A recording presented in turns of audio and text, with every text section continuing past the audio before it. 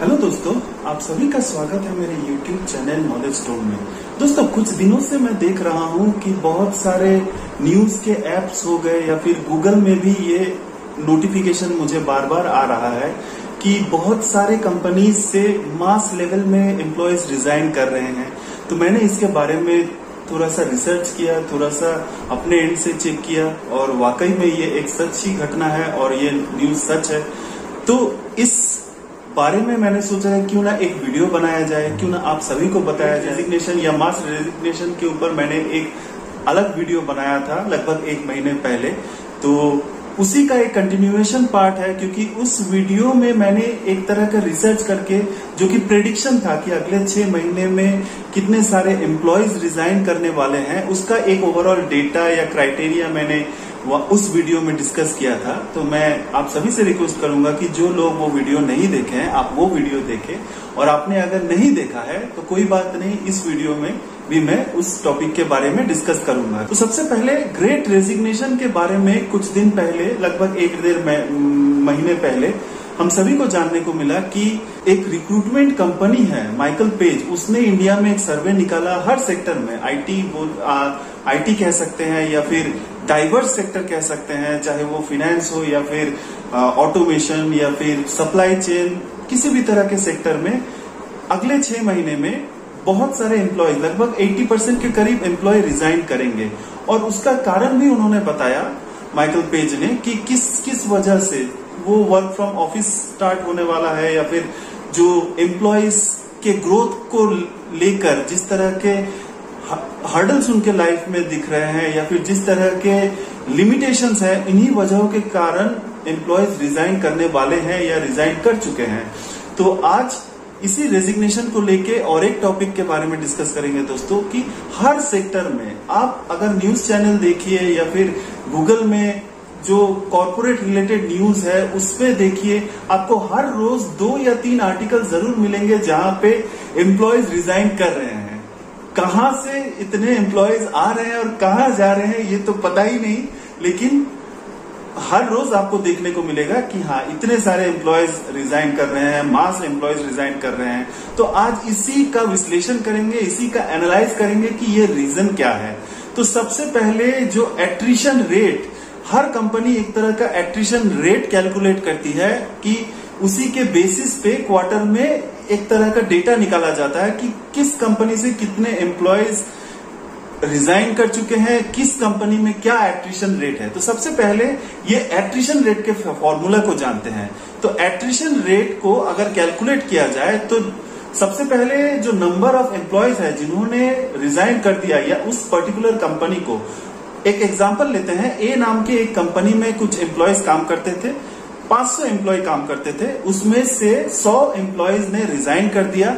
तो number of employees who have left, यानी कि 100 employees divided by average number of employees working in that company, यानी कि जो ए कंपनी में फिलहाल एवरेज में जितने एम्प्लॉयज काम करते हैं उनके साथ जो एम्प्लॉयज ने रिजाइन कर दिया उनका डिवीजन होता है, उनको डिवाइड किया जाता है और जो परसेंटेज निकल के आता है उसी को एट्रिशन रेट कहा जाता है। दोस्तों, अब बात करेंगे कि किस कंपनी में किस तरह के एट्रिशन रेट देखे जा रहे हैं।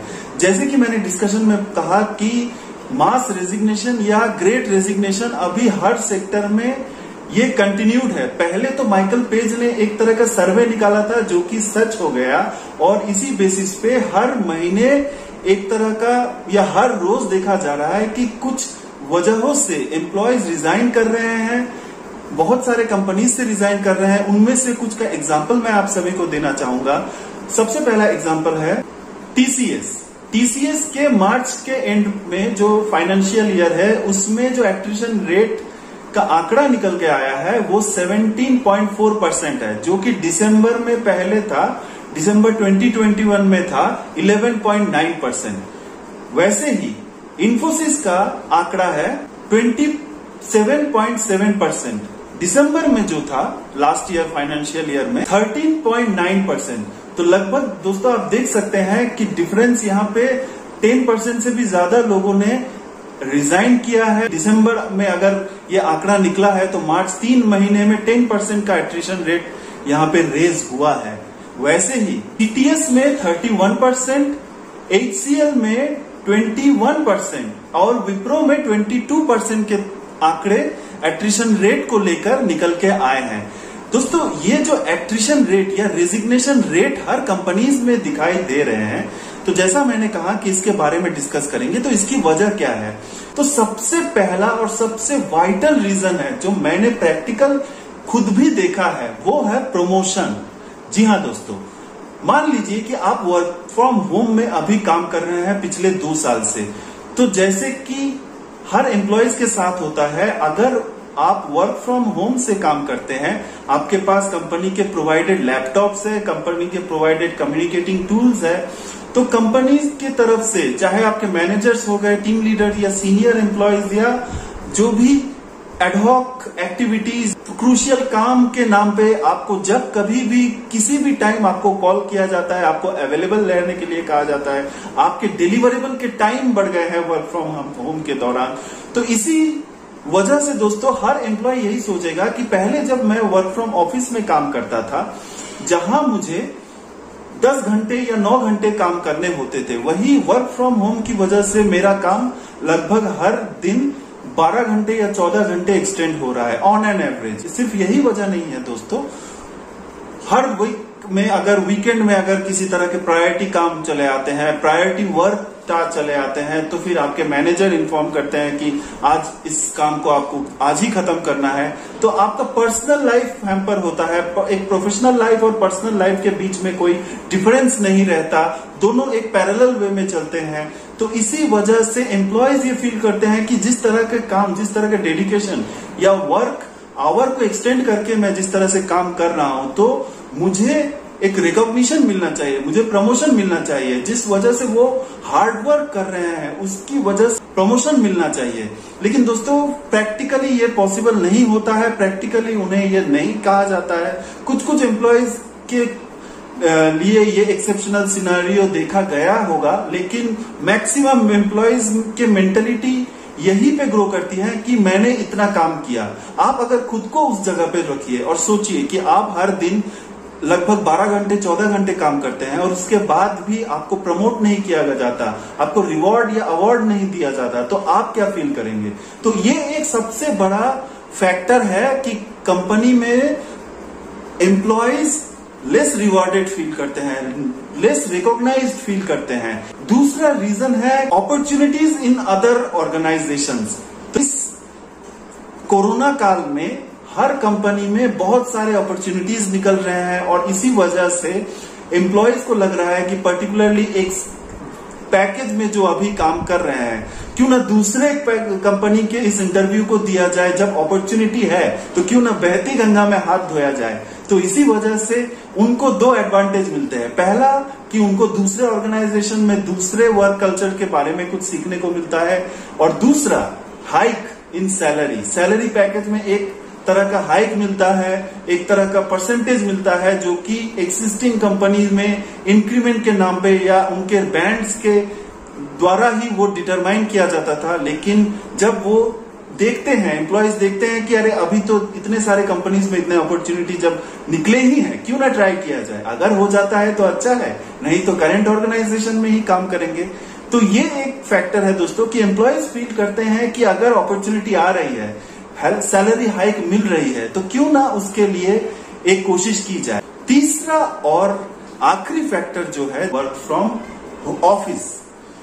तो बहुत सारे कंपनीज में अभी जो 2022 का सिचुएशन है, जहां पे लगभग कोरोना पूरी तरह से कंट्रोल्ड है, इंडिया में हर लोगों सिटीजन्स में वैक्सीन को डिस्ट्रीब्यूट किया है, उन्होंने कोरोना के लिए वैक्सीन ले लिए हैं और इसी वजह से सब कुछ नॉर्मल हो गया है। बहुत सारे ऑफिसेज में एम्प्लॉयज जाके काम कर रहे हैं। वैसे ही बहुत सारे मल्टीनेशनल कंपनीज या आईटी कंपनीज ने ये अनाउंस किया है मार्च के दौरान या मार्च के पहले या फिर जब ये सिचुएशन नॉर्मल हो गया कोरोना का, कि एम्प्लॉयज को वर्क फ्रॉम ऑफिस करना होगा, यानी कि उनको ऑफिस से काम करना होगा। तो इसी वजह से एम्प्लॉयज ने फील किया कि ये जो 2 साल का जो वर्क फ्रॉम होम का कल्चर था, इसमें बहुत सारे एम्प्लॉयज एडॉप्ट कर चुके थे। इस सिचुएशन में एम्प्लॉयज ने एक तरह का कंफर्ट जोन फील किया था और इसी वजह से मैक्सिमम एम्प्लॉयज ये फील करते हैं कि वर्क फ्रॉम होम से ही वो काम करना पसंद करेंगे। एक एग्जांपल दूंगा दोस्तों, हाल ही में एक आर्टिकल आज ही मैंने पढ़ा कि व्हाइट हैट जूनियर नाम की एक कोडिंग कंपनी से लगभग बहुत सारे एम्प्लॉयज ने रिजाइन किया है, मास रिजाइन किया है। जब मैनेजमेंट ने उनसे रीजन पूछा तो उन्होंने कहा कि नहीं, वर्क फ्रॉम होम उनके लिए बेस्ट है, वो वर्क फ्रॉम होम से काम करना चाहते हैं। इस तीनों वजहों से जो कंपनी में मास रिजाइन देखे जा रहे हैं या ग्रेट रेजिग्नेशन देखे जा रहे हैं, तो कंपनी ने इस चीज को मिटिगेट करने के लिए क्या स्ट्रेटेजी को अपनाया है, तो अब इसके बारे में बात करेंगे दोस्तों। सबसे पहले टीसीएस या फिर विप्रो, कॉग्निजेंट या इन्फोसिस जैसे कंपनी स्पेशल पे आउट्स दे रही है, रिटेंशन बोनसेस दे रही है, एम्प्लॉयज को मौका दे रही है कि वो अपने स्किल डेवलपमेंट प्रोग्राम में एनरोल करे, स्किल को डेवलप करे। और बहुत सारे कंपनीज जैसे आईक्यूबिया, कोवेंस जैसे कंपनीज एम्प्लॉयज को परमानेंट वर्क फ्रॉम होम का ऑप्शन दे रही है, हाइब्रिड वर्क मॉडल में काम करने का ऑप्शन दे रही है। तो इन्हीं सब स्ट्रेटेजी की वजह से कंपनी कोशिश कर रही है कि अपने एम्प्लॉय को रिटेन कर पाए। अब दोस्तों आगे यही देखना है कि क्या होता है, ये स्ट्रेटेजी वाकई काम करती है या नहीं।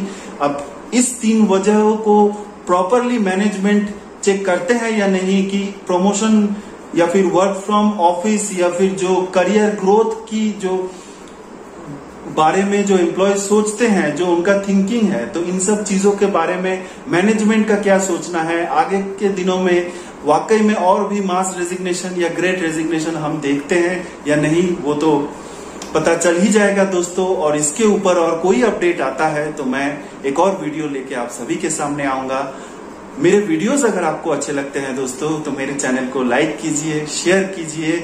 अगर मेरे वीडियोस किसी दूसरे के लाइफ में कोई वैल्यू ऐड करते हैं, किसी दूसरे को अगर गाइड करते हैं, हेल्प करते हैं उनको करियर ग्रोथ के लिए, तो शेयर कीजिए उनसे और मेरे चैनल को सब्सक्राइब कीजिए। आज के लिए बस यही था दोस्तों। आपका दिन बहुत ही अच्छा रहे। धन्यवाद।